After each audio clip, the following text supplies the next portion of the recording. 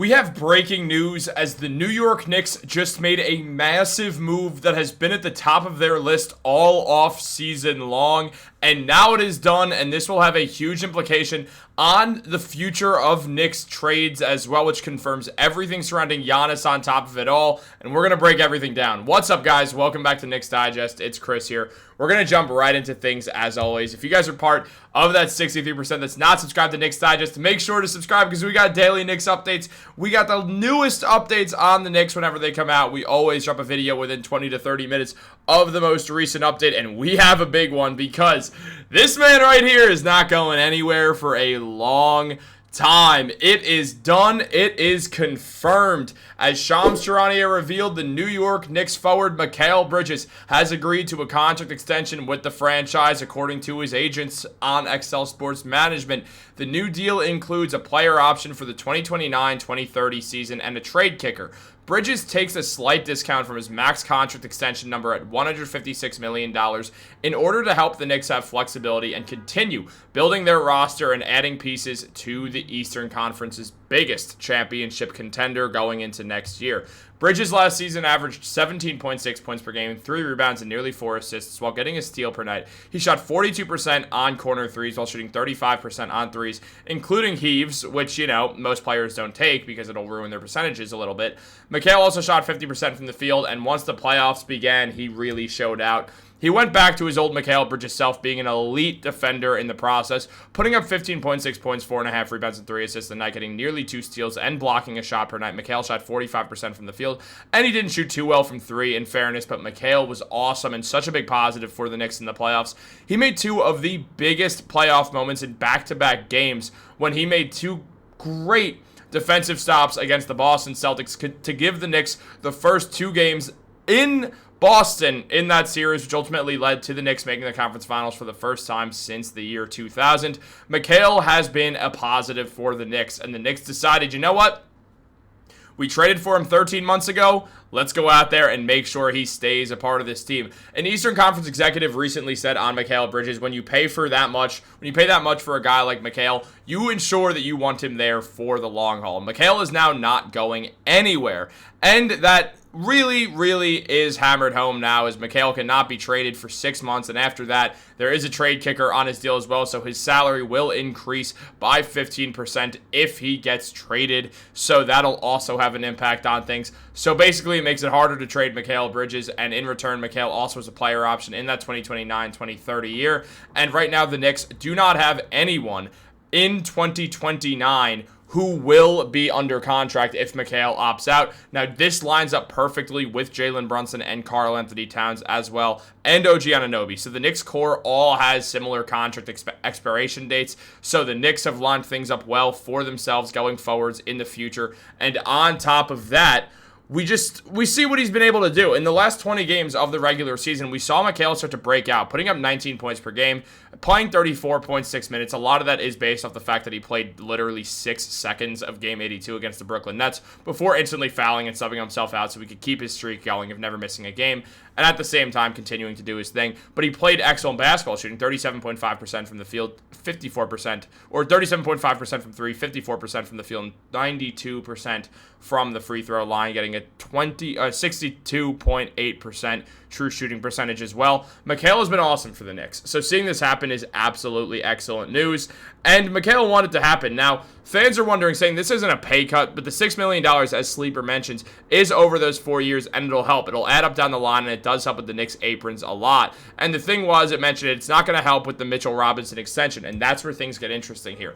Mitchell Robinson now is theoretically next up for a contract extension, but there's a lot of discussion around, now that this deal is made, that the Mitchell Robinson deal will not be made, and that the Knicks could look to trade Mitchell Robinson at some point, or just ultimately opt to not re-signing him over next offseason. That's the thing we have to look at here. When it pertains to Mitch, the Knicks aren't going to trade him over the season for someone worse. At the end of the day, they know that they're better when Mitch is on the floor, and that matters to the Knicks. On top of that, they also understand how vital Mitch is to this team. He's not very replaceable, and they're not going to try to move him when they have the best odds to win the Eastern Conference next season. That makes no sense. With the Pacers and the Celtics out of contention, it leaves the Knicks, the Cavs, the Magic, and the Hawks Bucks as the top teams. All teams that the Knicks can beat. The Knicks are the only team of those who made the conference finals, obviously, so that's important to note. And on top of that, you just look at the Knicks, and they're definitely able to get something done here.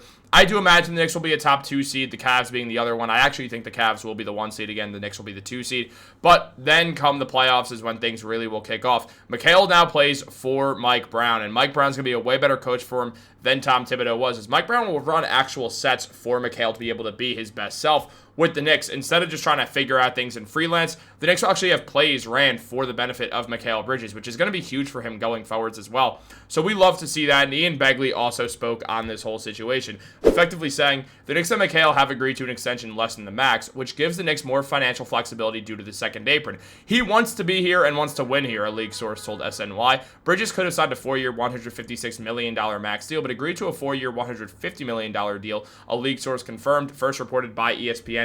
Now, on top of that, there's something else we have to mention. Mikal could have waited a year.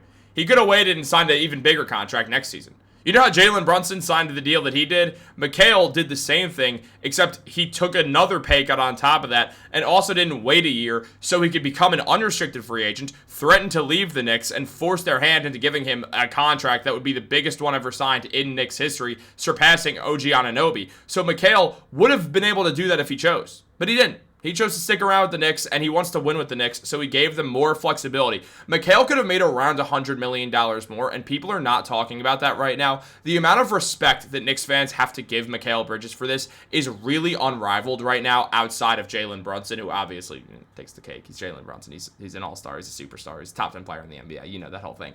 But when it comes to Mikal Bridges, he deserves his respect from the Knicks for doing this. This is absolutely an excellent move for both sides. Mikal helps the Knicks win games, and that is what matters. Now, at the same time, we also consider the trade situation that Leon Rose is dealing with. The Knicks have been linked constantly to Giannis Antetokounmpo, but now we can put that to bed, as with Mikal not being eligible to be traded, you really can't trade for Giannis at all. Giannis put up 30 points per game last year, 12 rebounds and 6.5 assists, blocking a shot and getting a steal per game, shooting 60% from the field and 22% from deep. Giannis is obviously a superstar. He's one of the best players in the NBA, top 3 player in the league. But at the end of the day, when it comes down to Giannis, the Knicks were never going to have enough assets to do it. They ultimately understood that, and they ultimately paid Mikal Bridges because of that. Meaning Giannis to the Knicks at least is on the back burner for a while longer, but it seems likely that he never will play for the Knicks, at least not in his prime.